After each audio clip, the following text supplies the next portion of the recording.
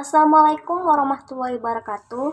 Perkenalkan, nama saya Anisya Rami dengan NIM 200-111-05-18.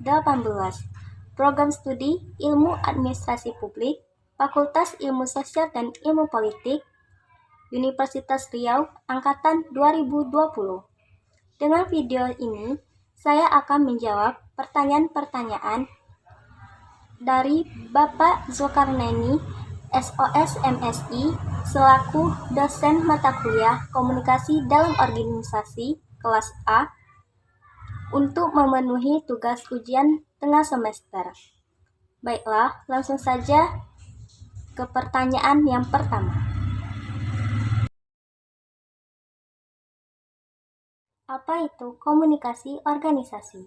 Komunikasi berasal dari bahasa Inggris yaitu communication dan dalam bahasa Latin communis yang berarti membuat sama. Komunikasi adalah suatu proses dalam penyampaian pesan, informasi, ide, gagasan, dan lain-lain dari komunikator kepada komunikan dengan media tertentu yang berguna untuk membuat pemahaman yang sama di antara mereka. Informasi yang disampaikan dapat memberikan efek tertentu kepada komunikan.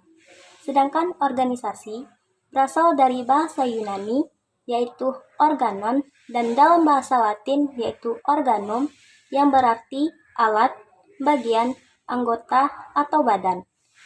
Organisasi merupakan wadah atau tempat berkumpulnya orang dengan tiga sistematis, terpimpin, terkendali, terencana, rasional dalam memanfaatkan segala sumber daya, baik dengan metode, material, lingkungan dan uang, serta sarana dan prasarana, dan lain sebagainya, dengan efisien dan efektif untuk bisa mencapai tujuan organisasi.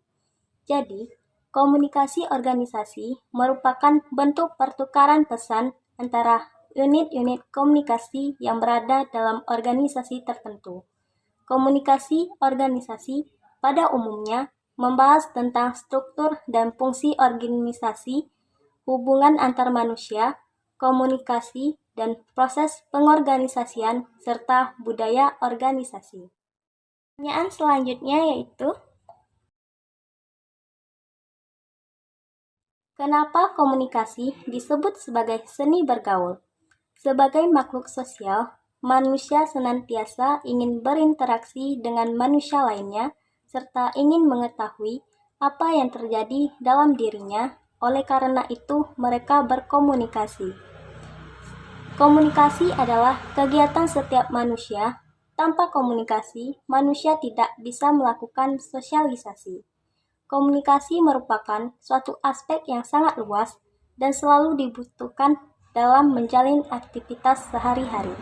Melalui komunikasi, manusia dapat menjalin hubungan dengan orang lain, membentuk saling pengertian, ataupun memberikan pengetahuan kepada orang lain. Dengan komunikasi, orang selalu merasa dekat dengan sesama, berhubungan dengan orang lain, menaruh rasa simpatik, bahkan sampai membuat tersinggung dan marah. Di samping untuk mendapatkan informasi, juga bertujuan untuk menimbulkan kesenangan atau menciptakan suasana hangat dalam pergaulan sehari-hari. Pertanyaan selanjutnya yaitu, kenapa komunikasi itu bersifat sistemik? Pada sistem komunikasi terdiri dari sistem internal dan sistem eksternal, di mana keduanya saling mempengaruhi. Sistem internal adalah seluruh sistem nilai yang dibawa oleh individu ketika ia berpartisipasi dalam komunikasi yang ia serap selama sosialisasinya dalam berbagai lingkungan sosialnya.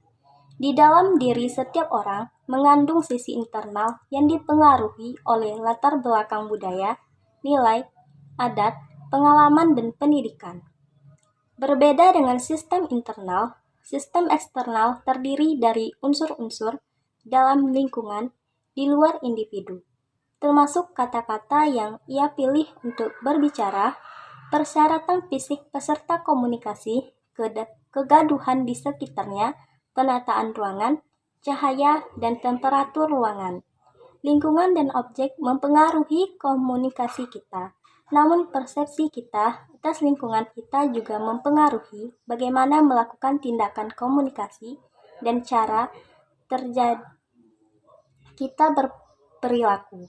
Dengan mengetahui sistem komunikasi, maka sistem komunikasi yang terjadi dapat menjadi lebih efektif. Pertanyaan selanjutnya yaitu, bagaimana pandangan praktek komunikasi pemerintah Indonesia dalam menanggulangi COVID-19? Manajemen komunikasi pemerintah Indonesia dalam penanganan COVID-19 masih lemah. Penanganan COVID-19 masih kurang kesigapan dan cekatan karena hanya bergerak berdasarkan respon, tidak dengan persiapan matang dan strategis. Kurang efektifnya komunikasi pemerintah Indonesia dalam menyediakan informasi terkait wabah COVID-19 ini berujung kepada seringnya pemerintah meralat informasi yang telah disampaikan kepada publik.